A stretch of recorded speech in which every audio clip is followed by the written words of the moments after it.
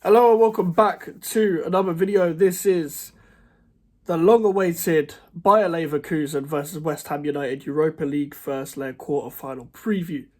That's a mouthful to say the least, if I'm being quite honest. I recorded this on a Tuesday afternoon, just before I've done what you would have seen that I've already done the Arsenal Bayern Munich watch along, Real Madrid Man City watch along. So hopefully you enjoyed that. Big up to everyone who did join that.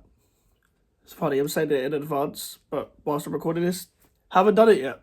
Make sure to like the video, subscribe. We're nearly on 250 subscribers, which is halfway through our main goal, 500 subscribers. Trying to get that before the end of the year. And yeah, let's get into it. Bayer Leverkusen, a team that haven't lost since last May. A team that are on course to win the league. A team whose manager are going to stay. It cannot get better for them unless they beat us. West Ham United. Moyes in, Moyes out. Jared Bowen is injured. Edson Alvarez is suspended.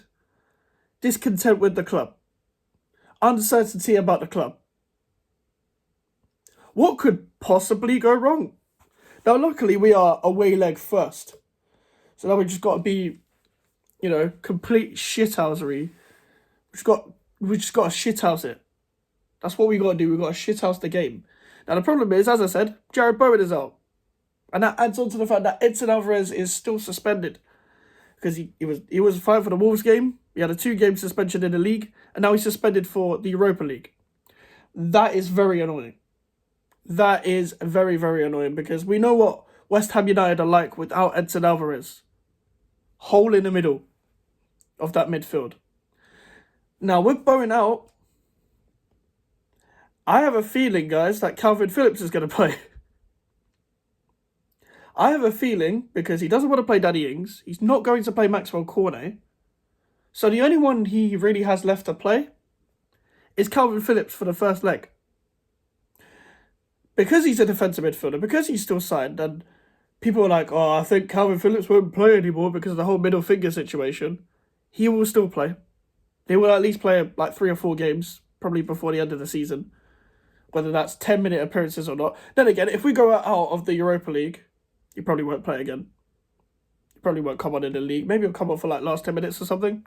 I can't give you guarantees. I am not the manager. If I was the manager, I would give you my Football Manager CV and try and get the job by doing that. But other than that, I cannot do anything to become gaffer of West Ham United. And this is why I think Calvin Phillips will start. Now, obviously, before Antonio got in, whilst Antonio was injured, and even at times when he wasn't injured, our midfield was Alvarez, Souček, and Ward-Prowse. And our attack front three was Bowen, Kudus, and Paquetá. Now, I've just realised who else he could play, and I'll get to that in a second. Oh, God. I'm not looking forward to this because take Alvarez out of that, you might get Calvin Phillips.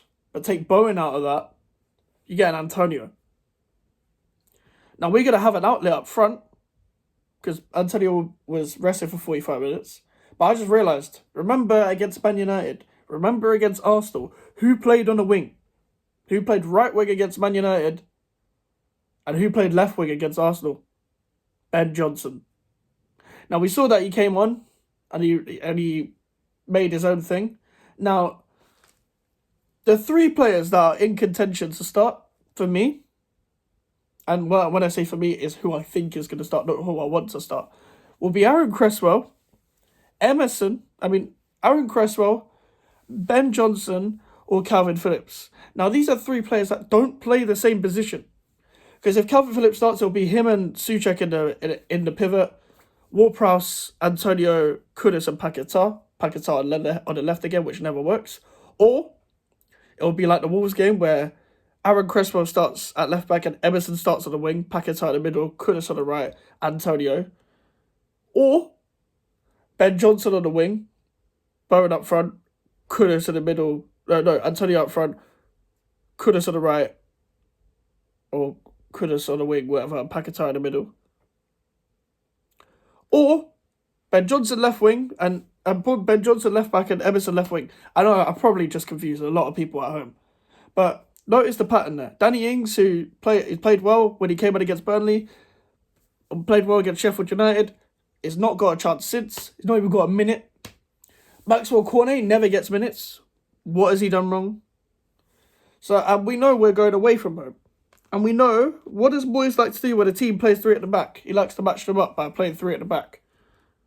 Let me just open the curtain a bit so it's a bit more light.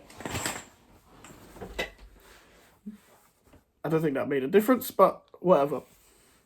Bayer Leverkusen like to either play 4-2-3-1 at times or 3-4-2-1, two number 10s. A similar formation that Oliver Glasner played when Frankfurt played us in our last Europa League semi-final, in our last Europa League knockout game, apart from whoever we faced before. Who did we even face in the Europa League? Of Freiburg.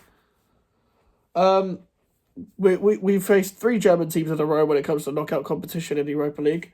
Oliver Glasner played us off the park, but they had players like Kostic and all these players. And that was a better West Ham side, in my opinion. We're 7th right now. We've got a better squad now, but it was a better team then, because that team knew what it was doing. This team does not know what it's doing, because it's a mishmash of profiles. Different profiles that don't suit each other. And we'll get to that another day. But that's a formation we struggled with in the past.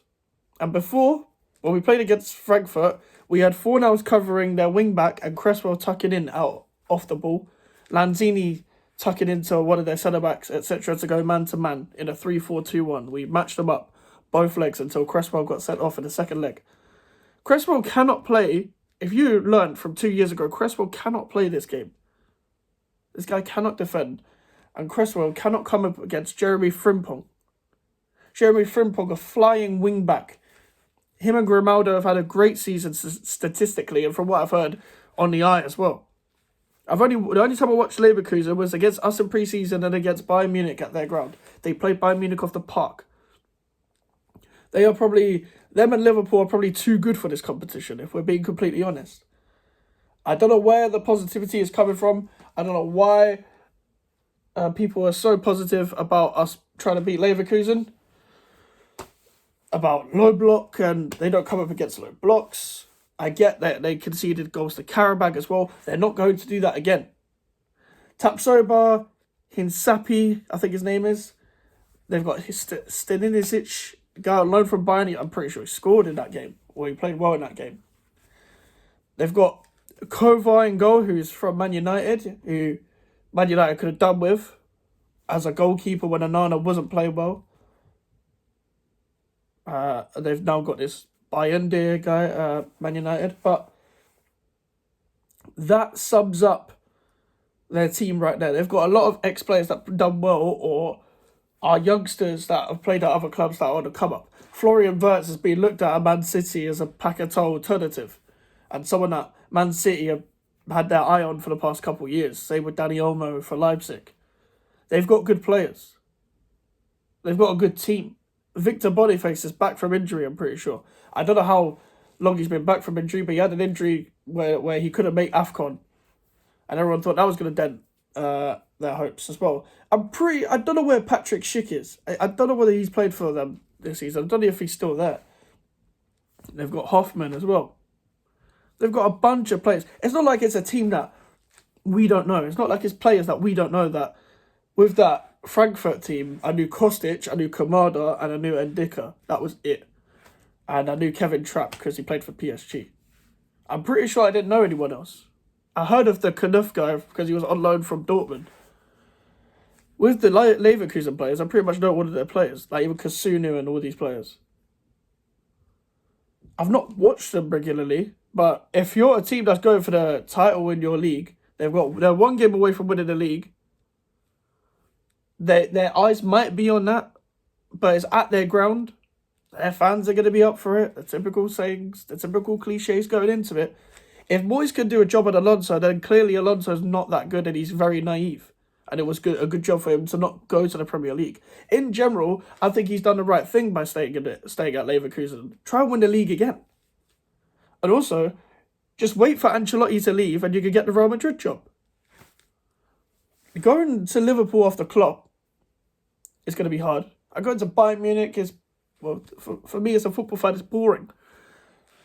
Going to Liverpool after Klopp, Amarim's making a mistake in a way by doing that, in my opinion. Good manager, Amarim, but I feel like he's gonna have it hard, man. You got to be a character when you're going to Liverpool. But again, we'll talk about that another day.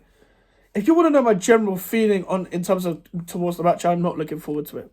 I'm not looking forward to it, and I don't see why I should be looking forward to it. Because as much as I think West Ham played better in Europe in general, it hasn't been like that this year.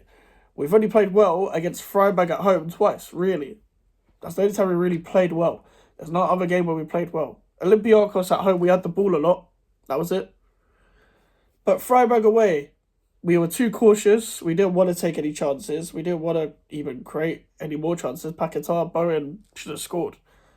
Alvarez gave the ball away. They countered. We scored. Zuma was stuck in the mud. If you look at the chance, Zuma was completely stuck in the mud.